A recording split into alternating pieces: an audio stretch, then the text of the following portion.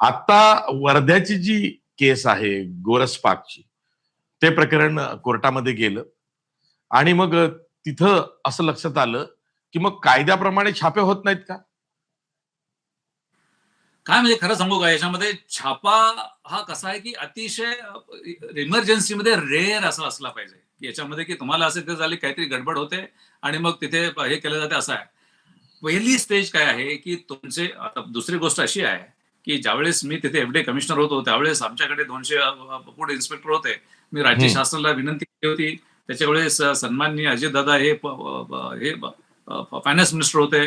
बजेटच्या वेळेस आमची मिटिंग झाली आणि मग त्यांनी या डिपार्टमेंटला सुविधा देण्यासाठी पद वाढवण्यासाठी 800 कोटी मंजूर केले होते आणि हं. राज्यामध्ये सध्या 200 त्याच्याऐवजी 1800 अन्न निरीक्षकाची गरज होती. हे माझं त्यांनी मान्य केलं होतं, कारण त्यांना मी हे सांगितलं होतं की आपल्याला जसे गुन्हेगारी नियंत्रण आणण्यासाठी जास्त पोलीस स्टेशनची गरज आहे, त्यापेक्षा माणूस दिवसातून 3 वेळेस अन्न खातो, तर त्याच्यासाठी आणखी जास्त आपल्याला हे करण्याची गरज आहे. आता हे जे झालेलं आहे तुमचं वर्ध्याचं जे प्रकरण आहे आणि ज्याच्यामुळे कोर्टामधून काही त्याच्यामध्ये निर्देश देण्यात आलेले आहेत, तिथे खरं म्हणजे की अगोदर तिथे यापूर्वी कोणी अन्न निरीक्षक गेला होता का, इथून सुरुवात झाली पाहिजे.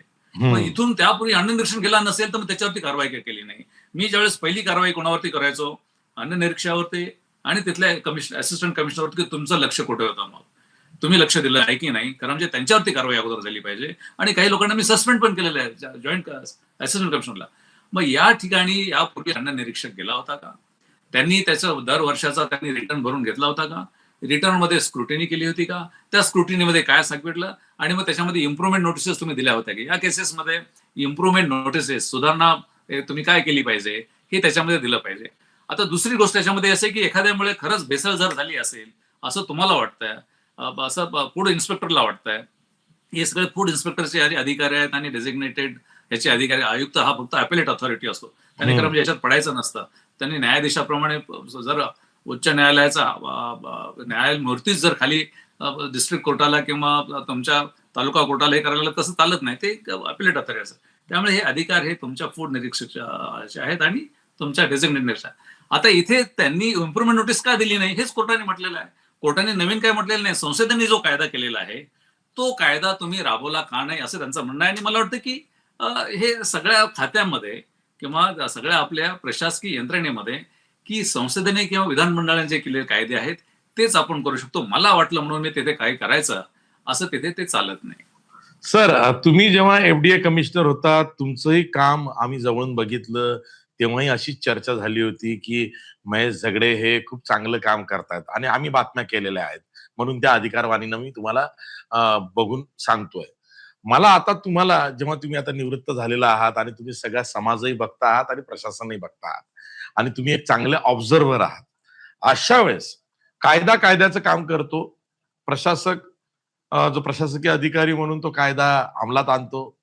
त्याच्यासोबतचे सहकारी जे आहेत त्यांची तो मदत घेतो आणि कायद्याचा अंमल हा दाखवण्याचा प्रयत्न करतो.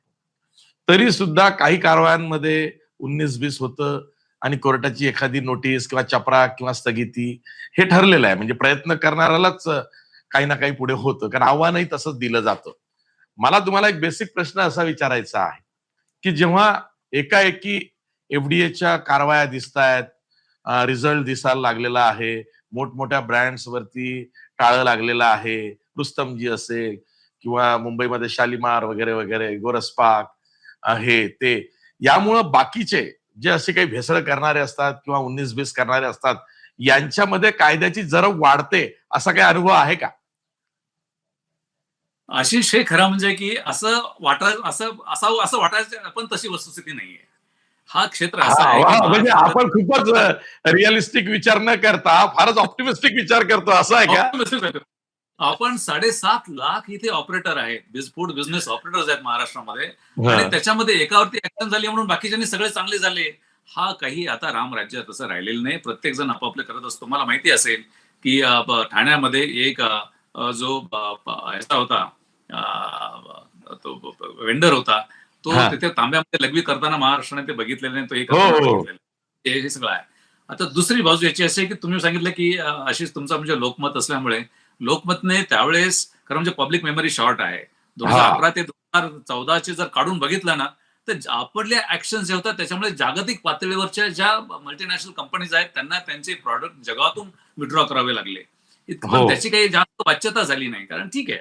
आणि तुमच्या ह्याच्यामुळे रिपोर्टमुळे एक कमिटी नेमण्यात आली. या कमिटीचं नाव आहे की महेश झगडे कमिटी, पण ते लोकमतच्या सिरीज वरती होती. त्याच्यामध्ये मेन्शन आहे की लोकमतने जे केलं होतं, आणि होय. त्याच्यामध्ये सगळी त्याच्यामध्ये तो रिपोर्ट काय आहे, तो रिपोर्ट आहे की एफडीएची पापं काय आहेत आणि ती पापं कशी थांबवण्यात आली.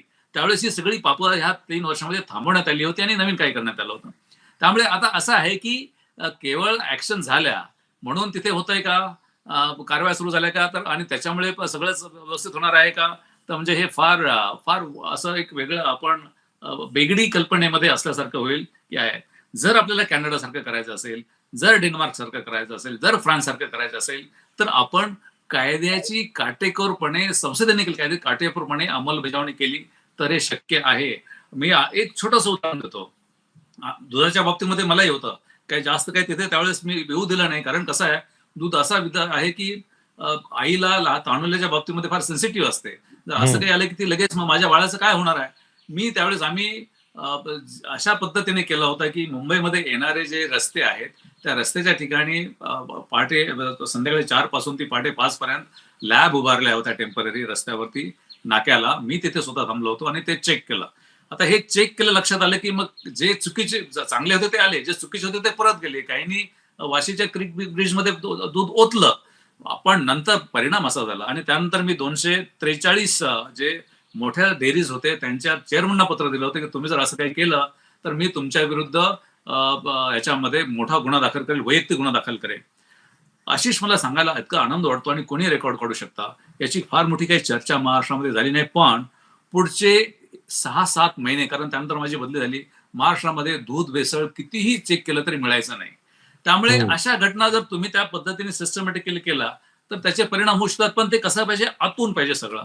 प्रश्न असा आहे की तुम्ही यंत्रणेला काहीही स्कोप देता कामा नये. काय होतं की महेश झगडे हे असं आता करणार आहे म्हटल्यानंतर मग कुठेतरी धमकावणं आणि त्यांच्याकडून काहीतरी हे करणं ते जास्त सुरू होतं. त्यामुळे कुठलंही काही करायचं असेल तर आम्ही त्यावेळेस फक्त सिस्टम इम्प्लिमेंटेशन हे महत्वाचं असतं, कारण ते सस्टेनेबल असतं, जे कॅनडाने केलंय किंवा अन्य देशांनी केलंय. उद्देश काय आहे की अन्न गुणवत्तापूर्ण असलं पाहिजे, अन्न भेसळ रहित असलं पाहिजे, आणि एखादा जर वाह्यात असेल तर त्याच्यावरती कारवाई तर झालीच पाहिजे.